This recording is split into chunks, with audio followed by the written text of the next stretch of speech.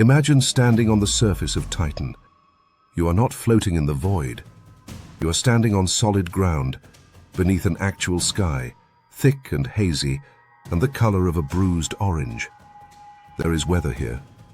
Wind moves across your face. Somewhere in the distance, rain is falling. Not water. Something else. Something cold enough to flow like a river, pool into lakes, and carve valleys across a landscape that has never once felt the warmth of the sun. You look down. The ground beneath your feet is made of water ice, hard as rock at 179 degrees Celsius. The shore beside you leads into a dark, still lake, flat and mirror smooth. Not water, liquid methane. It stretches to the horizon, utterly silent, utterly alien, and yet somehow deeply familiar. You have seen a landscape like this before. You grew up on a world with rain and rivers and lakes. This is that world, except every molecule of water has been replaced with something else. And the terrifying question, the one that keeps planetary scientists awake, is whether something learned to drink it. Titan does not look like it belongs in our solar system. It is Saturn's largest moon, and the second largest moon in the entire solar system, wider than the planet Mercury. It orbits Saturn once every 16 days, locked in a gravitational rhythm as old as the planets themselves. But what makes Titan extraordinary, what separates it from every other moon and most planets, is the atmosphere. Titan is the only moon in the solar system with a dense atmosphere. Not a thin wisp of gas, not a trace chemical signature, but a real, thick, structured atmosphere nearly 1.5 times the surface pressure of Earth's. You could walk on Titan without a pressure suit. You would need cold protection, an oxygen supply, and insulation against temperatures that would kill you in minutes. But the air would not crush you. On Titan, you would feel the weight of a world around you. That atmosphere is mostly nitrogen, just like Earth's. But the similarities stop there. The second most abundant gas is methane. And methane on Titan does something extraordinary. It behaves like water does on Earth. It evaporates from the surface. It rises into the atmosphere. It condenses. It falls as rain. It collects into rivers and streams and enormous lakes near the poles. It is a full hydrological cycle, running on a completely different molecule at temperatures more than 100 degrees below what water needs to remain liquid. The first clear confirmation came from the Cassini-Huygens mission. Cassini orbited Saturn from 2004 to 2017, performing over 120 close flybys of Titan. What it found redrew the maps of what a world could look like. Cassini's radar penetrated Titan's opaque atmosphere and revealed a surface of staggering complexity. Sand dunes taller than the Eiffel Tower, stretching for hundreds of kilometers near the equator.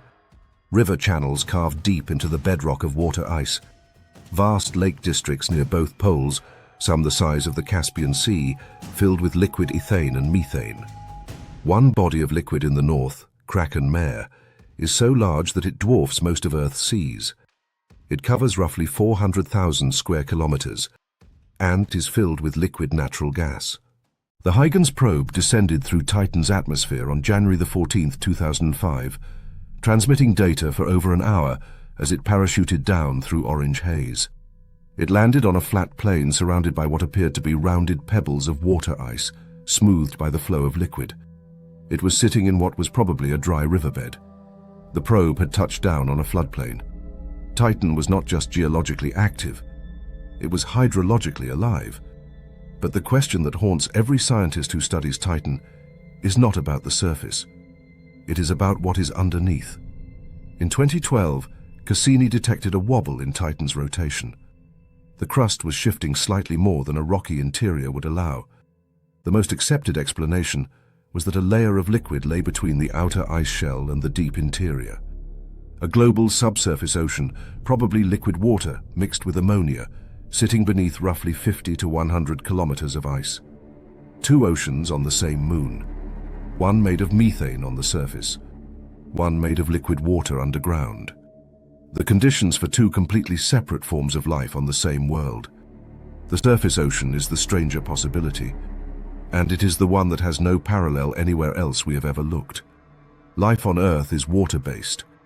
It requires liquid water as a solvent, a medium in which chemistry can happen, molecules can find each other, and reactions can build complexity over time. We assume life needs water because that is all we have ever seen. But that assumption has always been a sample size of one. Titan forces a different question. Could life use liquid methane as a solvent instead? Methane is far less chemically reactive than water. It does not dissolve salts. It does not carry ions well. On paper, it seems like a poor substitute. But in 2015, researchers at Cornell University modeled what a methane-based cell membrane might look like. On Earth, cell membranes are made of lipids, oily molecules that repel water. They form a barrier because water-based chemistry is everywhere. On Titan, where methane is everywhere, a membrane would need to be made differently. The Cornell team found that nitrogen-containing molecules abundant in Titan's atmosphere could theoretically assemble into stable, flexible membranes in liquid methane. They called their hypothetical structure an azotosome. It would function like a cell membrane. It would protect an interior chemical environment. It would not need water at all. This was not a discovery. It was a proof of concept. A demonstration that the laws of chemistry do not forbid methane-based life. They just require it to be built differently. What would that life eat? Titan's atmosphere is constantly being bombarded by ultraviolet light from the sun, which breaks apart nitrogen and methane and reassembles them into complex organic molecules. These molecules rain down onto the surface continuously, coating the land, the dunes, the riverbeds, the lakeshores. Titan's surface is covered in a thick layer of organic chemistry, pre-assembled molecular building blocks delivered from the sky. In 2017, Cassini detected acrylonitrile in Titan's upper atmosphere, a molecule that the Cornell study had specifically identified as a candidate for azotosome membranes. The raw material is already there. It is raining down right now. In 2019, NASA selected the Dragonfly mission, rotorcraft lander, a drone the size of a car, designed to fly through Titan's thick atmosphere, covering hundreds of kilometers over its 4-year mission. No other planetary mission has ever moved like this. Dragonfly will hop between sites, land, sample, and fly again. It will study the chemistry of Titan's surface, search for biosignatures, and visit the Selk impact crater, a region where the heat of an ancient asteroid strike would have melted the water ice beneath the surface, creating a brief pool of liquid water, a temporary window where Earth-like chemistry might have occurred. Dragonfly is scheduled to launch in 2028 and arrive at Titan in 2034. Whatever it finds will land like a weight dropped from a great height. If the chemistry is sterile, just organic molecules arranged and rearranged by physics and UV light with no signs of biological selection, it tells us that having the ingredients is not enough.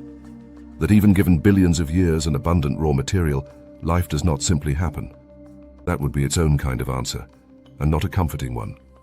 But if Dragonfly's mass spectrometer detects molecules assembled in patterns that chemistry alone cannot explain, patterns that only emerge when something is selecting for them, building with them, replicating with them, then we will have found it.